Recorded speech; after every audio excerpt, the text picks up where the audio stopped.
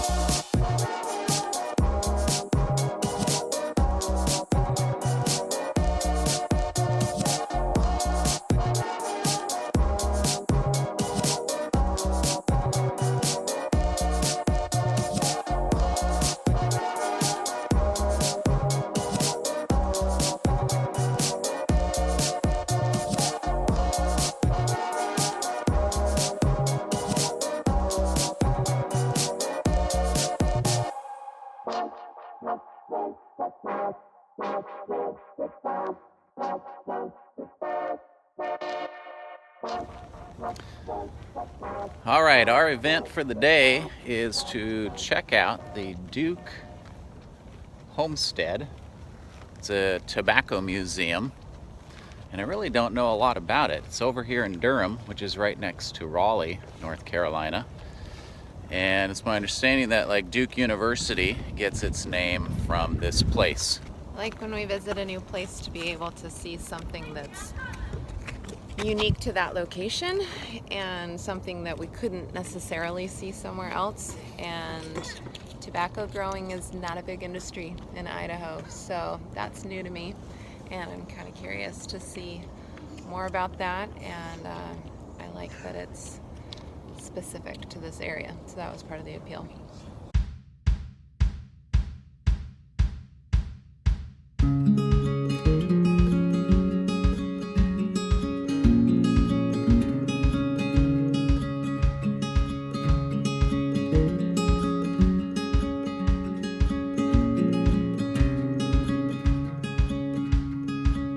What we're learning here is this guy named Washington Duke, back in the mid 1800s, started a farm in this location. He had trouble making a go of it, growing crops like wheat and corn and oats. And then he decided to try tobacco, and he found that that was very profitable. It says there are three things that I don't understand: electricity, the Holy Ghost, and my son Buck. That makes sense. So here they have some tobacco leaves that you can smell. So not really scratch and smell, it's lift and smell. What do you think, Ashton? Does it smell good? Yeah. Smell really good?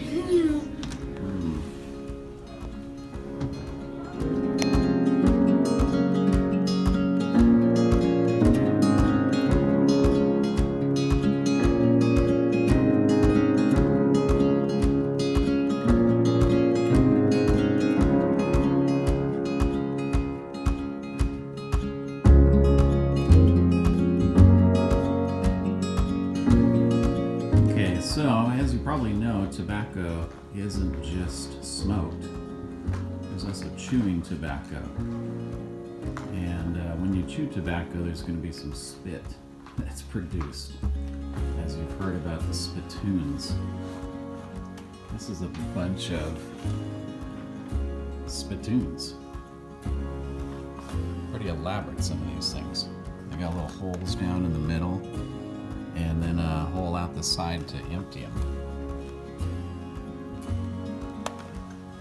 I bet you when they're actively used, they didn't look this nice though.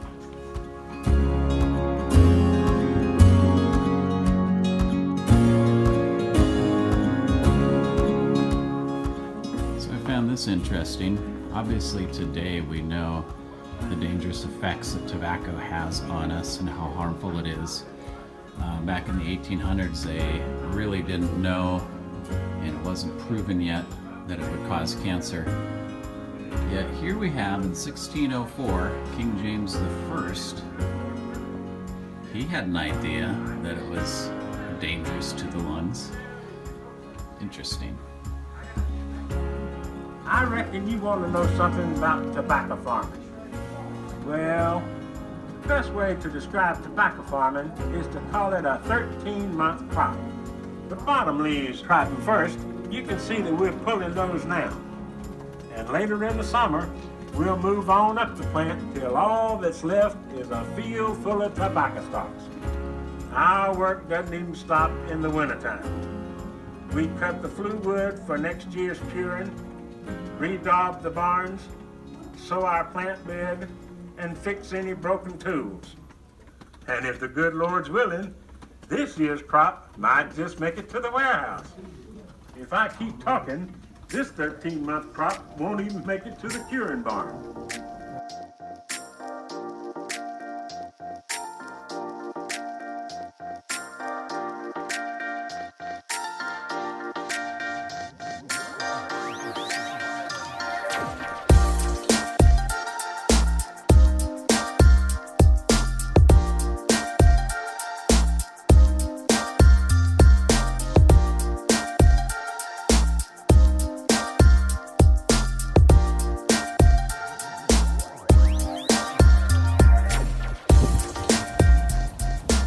Building here was used as the original curing barn on the Duke farm, and so for demonstration purposes they still every year harvest a little bit of tobacco and store it on the inside there.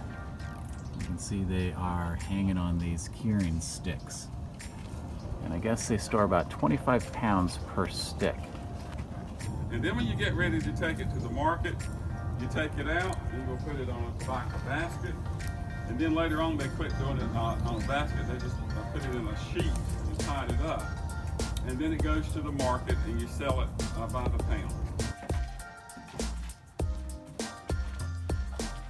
He built this in 1868, and the tobacco, when it would be brought to the farm, it would be brought in these hogsheads. This is called a hogshead. It's a barrel, and the tobacco would be put in it, and it would be packed in it real tight, and there would be lids put on it, and then it would be laying on its side, and they would fix an axle on it and these long poles, and you'd have either oxen or horses or mules, and it would roll down the road because you didn't have highways, and you just mainly had paths through the woods and around farms. So when a hogshead came here packed full of tobacco, they would take it out, and there would be a series of tables. Each table is called a station. And then the tobacco would be put on this, we need to get some more here, but it's put on this burlap piece here. Now these are, anybody ever had sassafras tea? Well, these are sassafras limbs.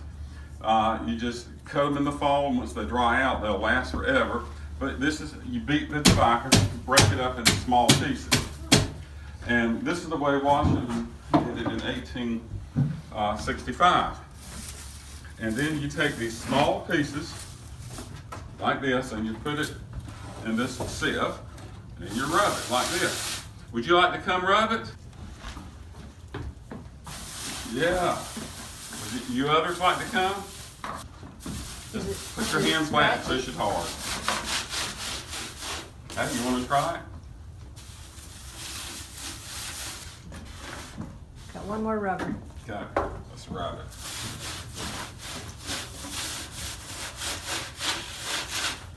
Way to go.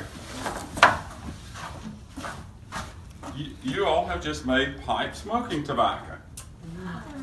Washington and his son said they could do about 800 to 1,000 pounds a day this way. So, you know, somebody was busy.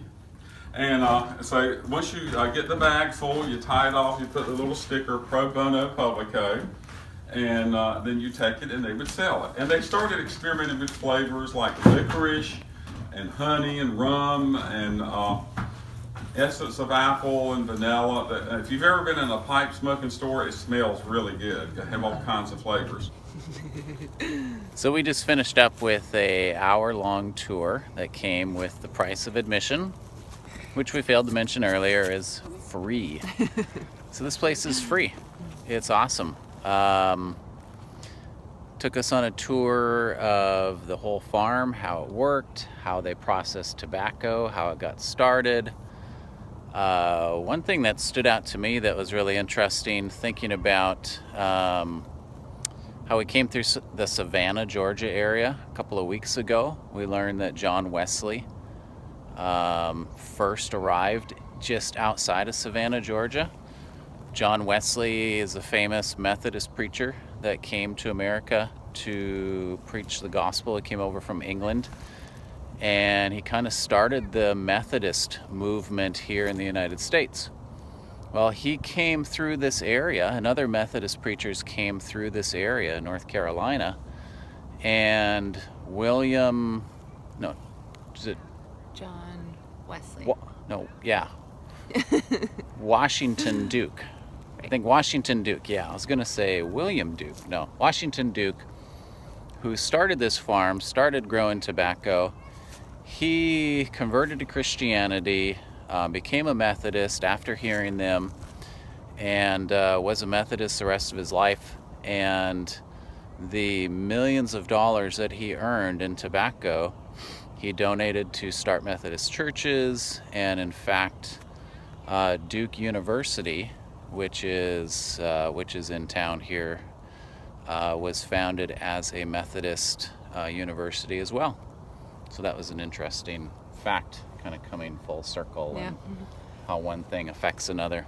It's fun as you start to travel and you learn tidbits in different areas, and then you start to see those interweave with each other. Like when we were in the museum and I was showing you, they had some of those spitting pots. What are those called? The spittoons. Spittoons. It's a good name. And then they were showing one that they had on the Titanic, and we went to the Titanic museum, and so even that seems totally unrelated, but then you start seeing these overlappings of things you've learned, and it makes it more rich. Yeah. So we're just out here on the property right now. I'll show you a little bit behind me. You can see this green out here.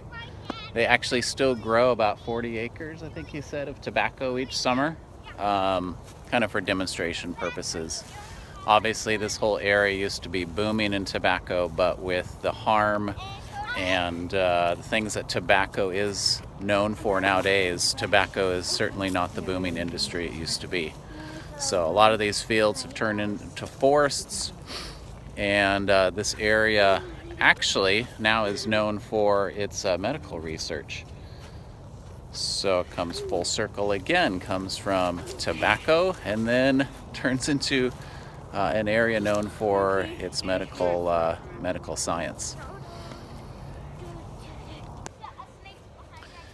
Also wanted to quickly add that this place is great for visiting with little kids. Sometimes museums are not fun with little kids, but because there's so many outdoor things to do here, big property, you can walk and see the buildings, kids can run around. There's not much here that kids aren't supposed to touch and be careful of. So it's great to bring your kids here.